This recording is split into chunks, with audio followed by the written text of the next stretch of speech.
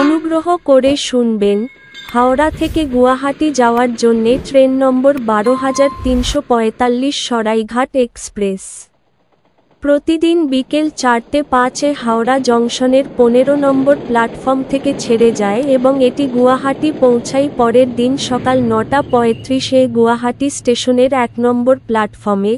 ট্রেনটির মোট যাত্রাপথ ৯৯৯ কিলোমিটার, যা অতিক্রম করতে সময় লাগে ১৭ ঘন্টা ৩০ মিনিট।